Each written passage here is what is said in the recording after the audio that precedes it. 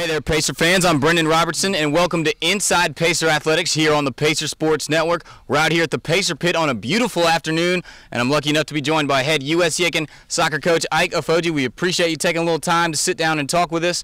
Now, we're 14 games into the season so far. You started out pretty hot, 4-3-1.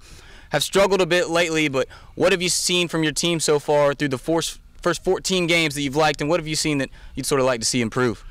Well, I think it's just our sense of maturity and being able to deal with the ups and downs of the season.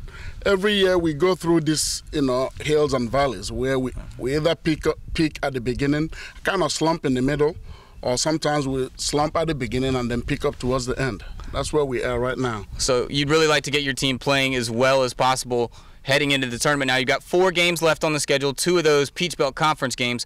What do you want to see out of your team in these final 4 games, and especially the 2 Peach Belt games? Our plan right now, as of yesterday, was to win the next 2 Peach Belt Conference games. I think if we can pull off those 2 games, it will put us in a better position going into the playoffs. Now, speaking of the Peach Belt Conference, it just expanded to Flagler and Montevallo, 2 more states. How does that sort of set you up? It's obviously more competition, but it's also maybe a bit of a recruiting tool. You get more exposure to more players and the opportunity to play against better teams. How do you sort of have to use what can almost be looked at as a negative thing and turn that into a positive? It's always a positive when you get a chance to play some of the best teams in the region. And those 2 schools that were added, they're very, very strong soccer programs. And it's a challenge as a coach, and it's fun to play against them. In terms of recruiting, it kind of dilutes our pool, but again, that's part of the job, and I look forward to it. It's an opportunity almost. Now, you have 3 local players, Amir Haleh, and then, of course, Brett Van Pelt and Michael Poole coming from a state championship team here at South Aiken High School in this area. How important is it to cultivate the club level talent in this area, and then more importantly, recruit that talent to come play for you here at USC Aiken? Over the years since I've been here, the club soccer has improved so much, and with talent comes the chance to recruit some of them to stay home. Usually it's difficult to get the kids to stay close to home, but I've been very fortunate with these 3 kids, Amar, Michael Poole and Brett Van Pelt, to be able to get them to stay. And I think it will open up a lot of doors for me in terms of being kind of a tunnel. And then to show the younger ones that, hey, you have a great chance here. If you come here, you'll get a chance to play, at least. A great education. And like you said, the proof is on the field. Brett Van Pelt started plenty of games up top for you this year. How can you sort of sell that to players that you can play in a great conference and you can play immediately here at USC Aiken? It's one of those things that are very practical. I didn't have to sell much. All I got to do is refer them to Brett's stats. He started most of our games, and he's played a lot of minutes, and that you can't sell. And then some of them have gotten a chance to see him. They know him out in town, so hopefully they will get a chance to talk to him about his experiences. And now, one of those challenges you talked about, you have to blend the type of players. We have players on your team from Bulgaria and from Nigeria and from Jamaica. And sort of what style do you want to see all that talent blend together and play on the pitch? That's probably the toughest job I have to implement in terms of getting them to play as a team. When you have players from different backgrounds and different styles of play, it's always difficult to get them to work together. But I've been very, very successful in terms of getting the older and more skillful players to work with the younger ones. Somebody like Troy Watson, he's setting a good tone. John Lesko, they're setting a good tone for the younger ones and trying to blend everybody together. Now, Lesko is obviously in the back, your central defender, and when teams come to play you, you've spoken to a couple of them, and they say it just seems like all 11 players on the pitch besides Andre in the net are just flying around the field. It's almost controlled chaos. What sort of, possession? It is possession style, but how do you want to see your team go forward and attack?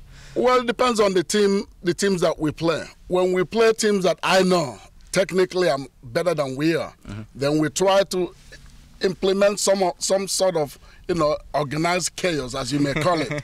But when we play teams that I know that are skilled player for player, that we're technically better, we try to possess the ball. Against teams like Clayton State and Lynn, we employ that organized chaos, attitude, and then we went after them, and it was a very close game. So you don't really want to exploit one-on-one matchups. You'd rather sort of manage the game, and as opposed to coaching and building up skill sets, you'd rather bring in those skill sets and then manage it. Absolutely. I want our style to kind of mirror the U.S. national team play. Some games we play very direct, and some games we try to keep possession. And when you have a player like Troy Watson, whom lately now every team we've played have had to double or triple him. They know who he is before he steps on the field. Absolutely, yeah. And the problem we're having right now is that we don't have that second or third player that can exploit what he's doing on the right, in the center or on the left side. Drawing all those defenders to one area and sort of then use the other side of the field to score goals. We've not been able to do that yet, but hopefully that's where we're headed. Now we've, like we said, 14 games into the season, and you suffered through a few injuries, and you said you're about 12, 14 players. You truly have the depth on the pitch. How did you blend sort of and almost make it an opportunity when those injuries came about for other guys to step up and show you that they can be relied on? That's probably one of the biggest problems we have this year. We do not have depth on the bench. The gap, there's a big gap between, the real solid, technically sound players and the ones that are just up and coming. When we had the injury with Andre, it was difficult now because of the position. Yeah. Michael Devon that went in to play in goal, he's a very good keeper, but he's still very young. He's still just a freshman out of high school. Very tough to make that transition from high school or club and then step in to Peach Belt. And it showed. It showed in our game at Pembroke. And there's not a whole lot you can do except to encourage him to keep working at it, and then hopefully next year he will step up in his play. Now, one of the things about the Peach Belt, you go through the regular season, but your teams in the past have made runs through the Peach Belt tournament, and sort of you got 4 games left. What do you need to tell your team that, hey, once we get into the tournament, it's one game at a time and you can beat anybody on any given day? Those are the things we discussed at the beginning of the season in our first team meeting. I said there's 2 seasons, the regular season and then there's a second season, which is the tournament. Yeah. And right now I think we're at the level where they're beginning to understand that, hey, whatever happened regular season, that's regular season. Now we're heading into the conference tournament, and our goal is to make it to the tournament since it's in our own backyard. Yeah. Well, this is your 13th year with the program here at USC Aiken, and we've certainly seen this facility and all the facilities here on campus evolve.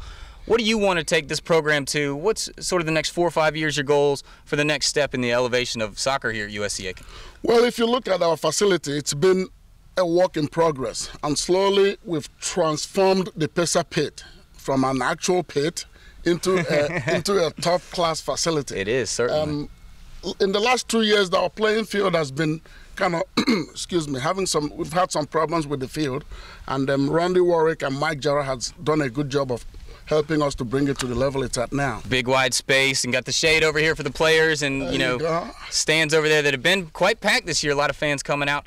And we certainly appreciate you taking the time to sit down with us here on Inside Pacer Athletics, here on the Pacer Sports Network. For head coach Ike Ofoje, I'm Brendan Robertson. As always, you can go to www.pacersports.com. That's all we got for you here from the Pacer Pit on a beautiful afternoon. We'll see you next time.